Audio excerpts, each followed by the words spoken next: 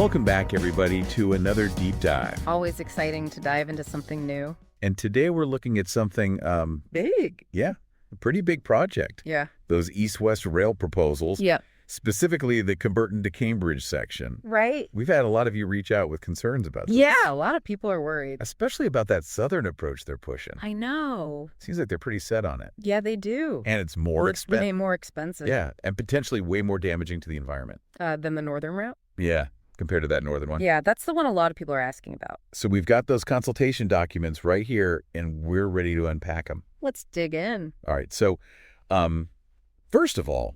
Well, let's start with what they're saying. Okay. They're trying to paint this really rosy picture, Uh-huh. but their own data kind of tells a different story. Oh, really? Yeah, let's look at their traffic modeling. Okay. The EWRSHM.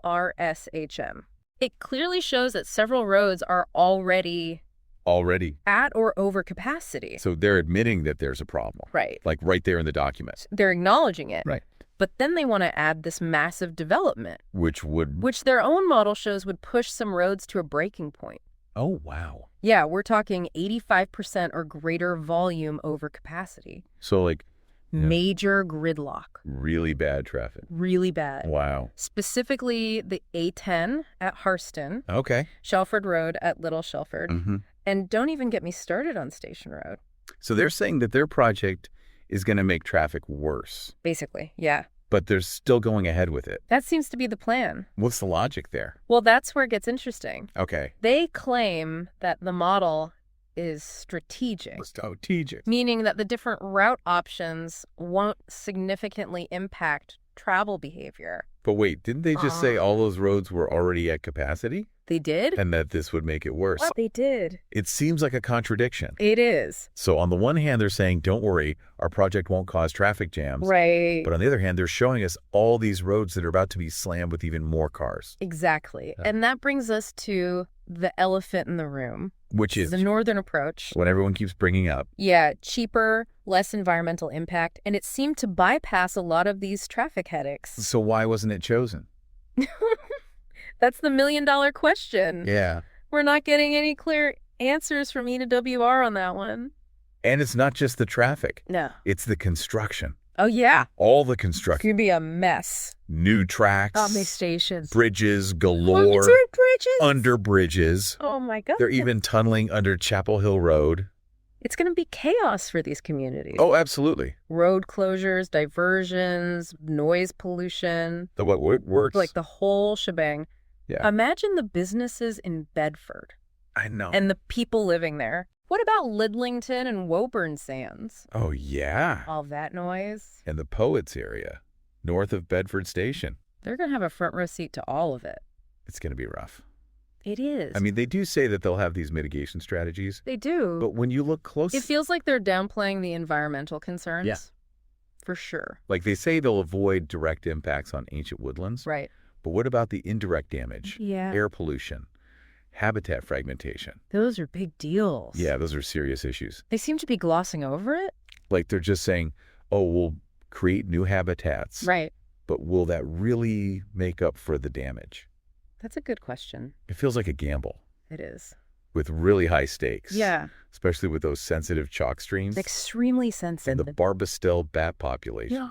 Forget about them. They say they're worried about them. Are they really? I don't know. They're relying so heavily on these compensatory measures.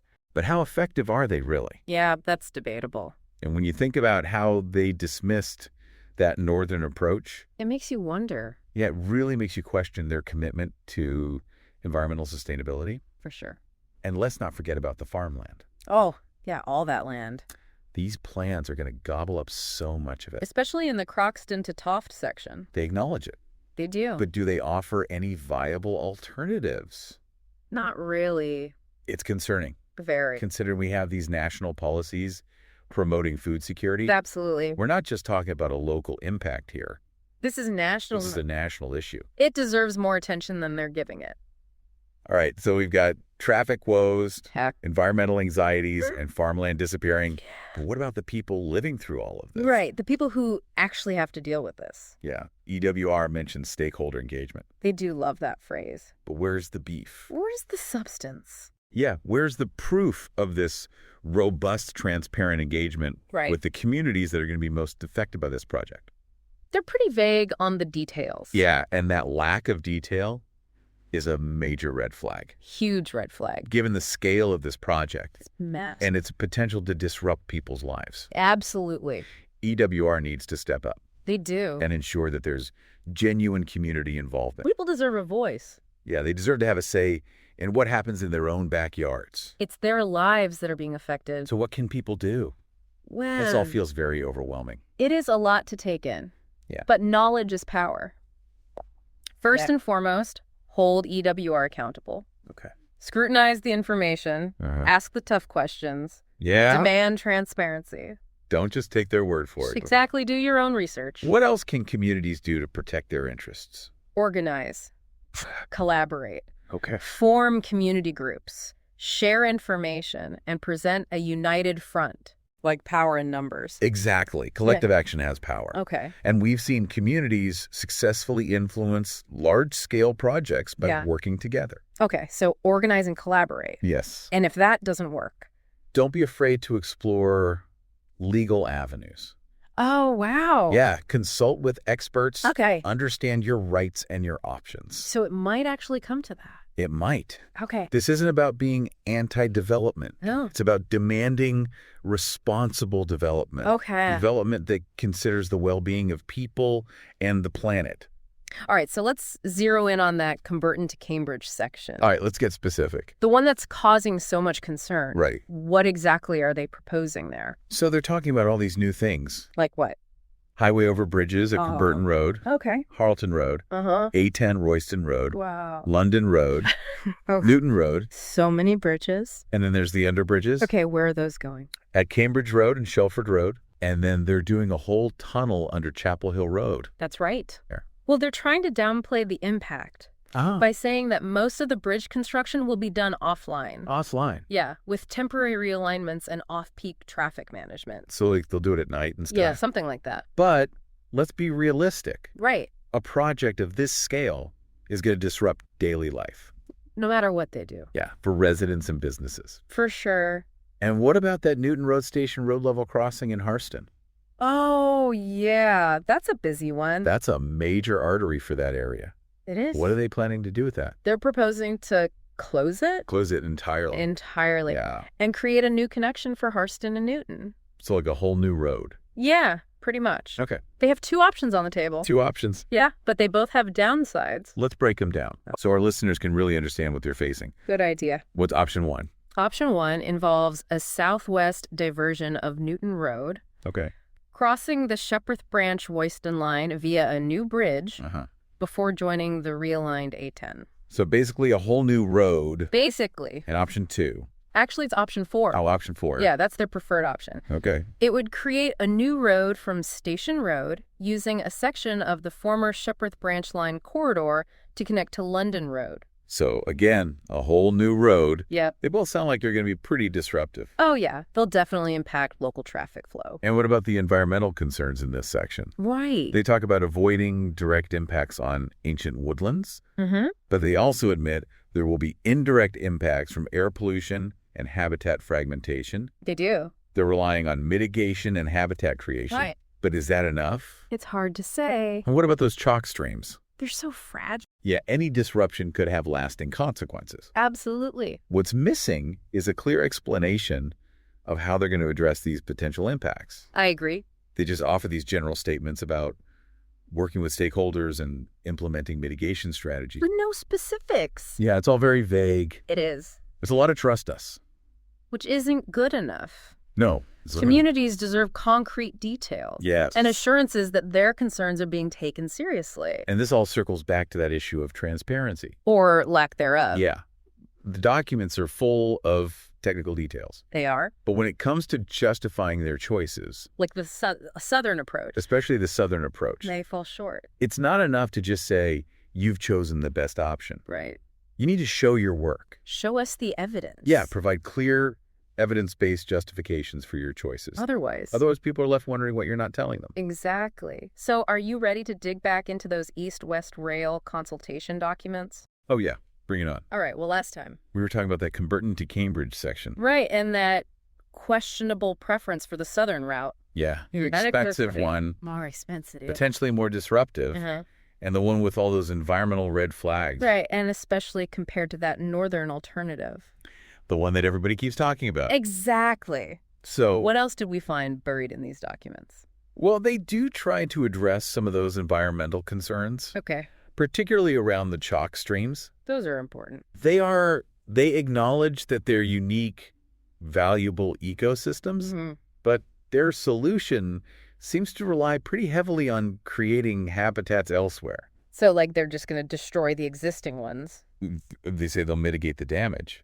But can you really replace a centuries-old ecosystem?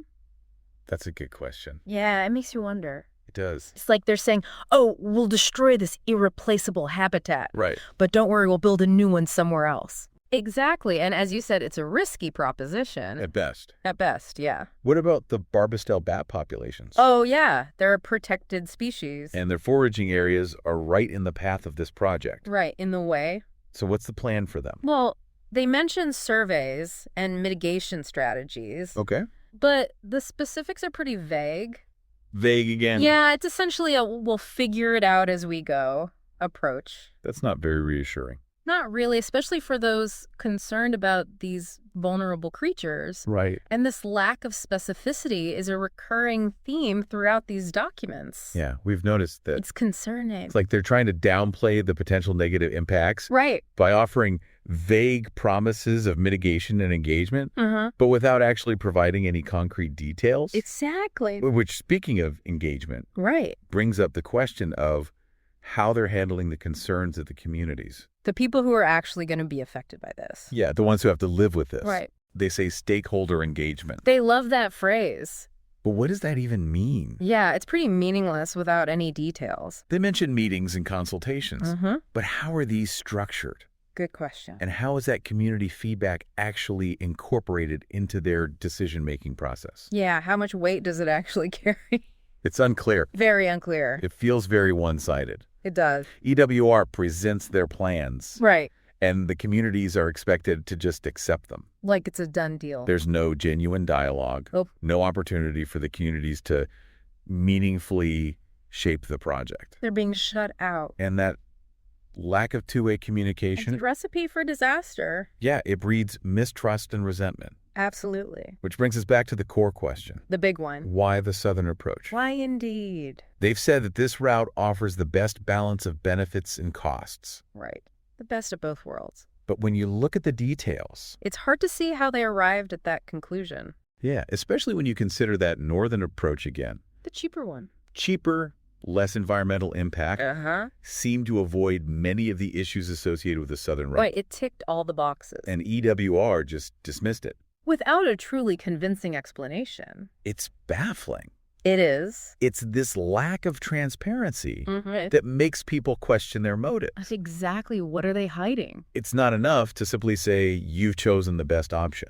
You got to show your work. Yeah, provide those clear, evidence-based justifications for your choices. Transparency is key. Otherwise, people are left wondering what you're not telling them. And that erodes trust. Let's move on to the Croxton to Toff section. Okay, what's happening there? They're planning that new station at Camburn. A new station? Yeah, on the surface it sounds like a good thing. Yeah, improved connectivity, a boost to the local economy. But, as we've seen with everything else in these proposals, the details matter. They always do. So what are the potential downsides? Well, they talk about a multi-million-pound investment. Sounds impressive. But they're also planning to build a railway line. Through? Right through prime agricultural land. Oh, no. They admit it's best and most versatile land. But are they going to try to avoid it?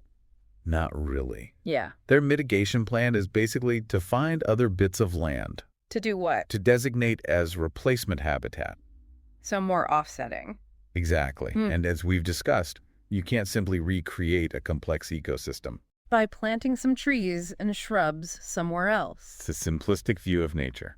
It is, and it ignores the impact on local farmers. The people who actually work the land. They're facing the potential loss of valuable land, increased noise and disruption, and the fragmentation of their operations. EWR mentions working with landowners and providing compensation. But it feels like they're treating the farmers as an afterthought. Like they're not important. Exactly. They should be seen as key stakeholders in this process. So we've reached the end of our deep dive into these east-west rail proposals. What's the takeaway for our listeners? What do we want them to remember?